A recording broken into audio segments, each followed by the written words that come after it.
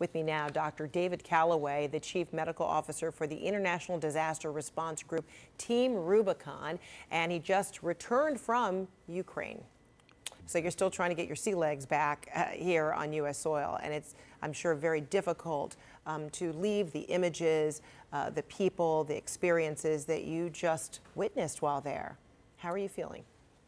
Well, Fred, I'm tired, but I'm thankful. I mean, I'm thankful we had the opportunity to be there and to help people in their time of need. I'm really grateful for our volunteer teams that are over there right now and putting themselves in harm's way to address this, probably once in a century humanitarian crisis. As we see, 3 million people have crossed the borders. That's, Chicago and Phoenix have crossed the borders into other countries, and another 6.5 million are displaced internally, and it's creating a massive need within Ukraine and the rest of Europe. So in terms of the kind of medical care that you were able to carry out, in concert with some of the Ukrainian medical staff there, what kinds of injuries were you attending to? Yeah, so it's a great question. Most of what we were doing is not war injuries because we're farther west. But I'll tell you, the first patient I saw was at 4:34 in the morning in an air raid shelter in the bottom of a building in a city in western Ukraine. And it was, a 16-year-old who ran down the stairs when the air raid sirens went off and was having chest pain and trouble breathing.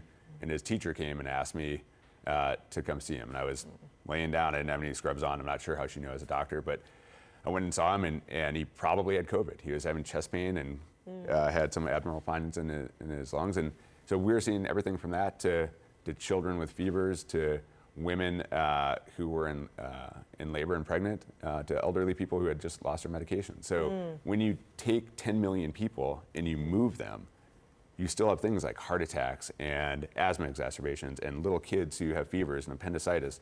And a lot of what our team is doing is that. All right. And I know for you, you're a family man. It's hard, even though you're a professional medical doctor. Was this a particular challenge? Was this particularly hard, treating these family members, these children, mothers, grandparents, and not think about your family at home? Yeah, I mean, I've been in crisis zones in the Middle East and in Africa, and one of the things that was hard about this is it really is what I imagined my grandfather saw in World War II. As we would stand at the train station, literally a train would pull up and thousands of women and children and some elderly would come off. They would pour off the train, and then an air raid siren would come off, and they'd immediately go down into a bunker. And as you look at that, it's hard not to feel a strain on your sense of humanity and really think that what is at risk here is our humanity. I mean, this is truly a conflict that is really affecting women and children and putting them at risk, because we know that women and children, when they're displaced, become very vulnerable. And if you put these people in other countries, or even if you displace them to somewhere where they don't have contacts and connections, they become at risk. And as a father of 2 daughters, it's very emotional, it's very personal, and I spent a lot of energy trying to keep that under control while I was in country. Yeah, the repercussions of the trauma. I mean, it's like the aftershocks, right? Because it just is a continuation. It keeps going.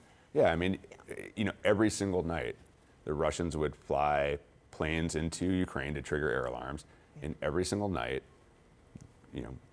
people would have to go down into air raid shelters. And you can only imagine the impact that has on a 6, 7, 8-year-old or a 14-year-old or a mother who has 2 children and, her husband or their brothers are on the front lines fighting. Yeah. I mean, that amount of fear has long-lasting repercussions. And that's kind of going to become the big story of this crisis right now. Well, Dr. Callaway, thanks so much on behalf of all the people that you have been assisting.